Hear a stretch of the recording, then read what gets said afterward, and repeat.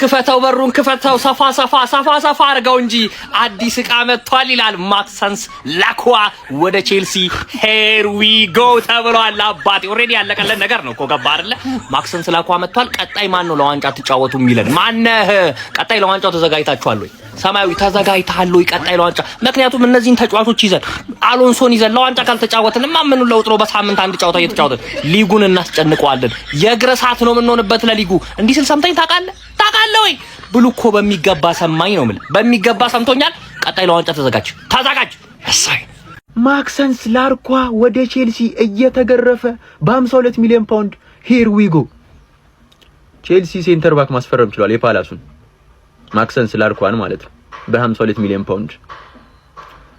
ፋብሪዚዮ ግን ምንድነው? እኔ በጣም እያስደበርከኝ ነው ማርያምን፣ በጣም ማለት ነው። ምንድነው? ብሎክ ላርግህ እንዴ? አንፎሎ ላርግህ? ምንድነው? እኔ እየተገረፈ ገባ ማለት ነው ናፈቀኝ እንዴ? ምንድነው? እኔ ከመጋረጃ ጀርባ መልክ መስራት አይመቸኝም። እኔ መልክ ሰራ ምናምን ማለት አይመቸኝም ብሎ መዘገብ እንዴ? ሂር ዊ ጎ በልልኝ። ምንድነው? ሲቲ ደግሞ ሳቢዞ ልቀቁት እናንተ እንጭጮች። ገባ ይላል አባቴ። ማክሰንስ ላክዋ ወደ ቼልሲ ሂር ዊ ጎ። ይሄም በ52 ሚሊዮን ሲሆን የቼልሲ አዲሱ ተከላካይ እንደሚሆን ተረጋግጧል። ዛሬ ሜዲካሉን ያከናውናል። እስከ 2032 የሚያቆየውን ውል ይፈርማል ማለት ነው።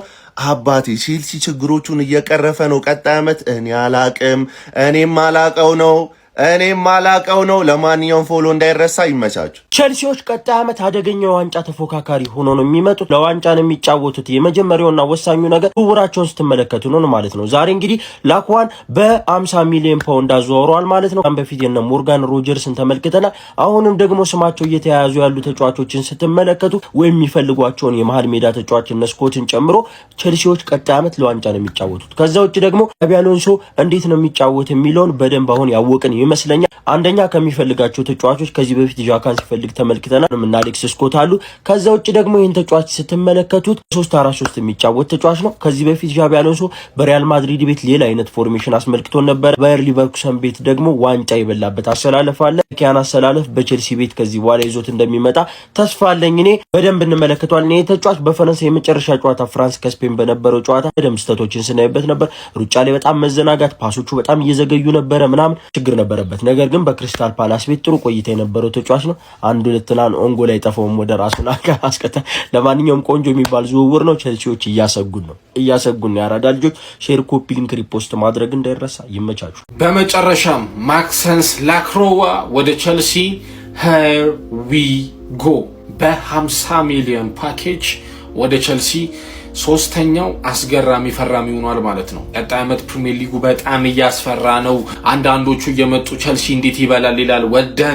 ወደ ነው በሳምንት አንዴ እየተጫወትኩ እንዴት ነው ማልበላው? ይሄ ደግሞ አይታችሁታል አይደለ? ምን እንደሚያክል አህያ ነው የሚያክለው።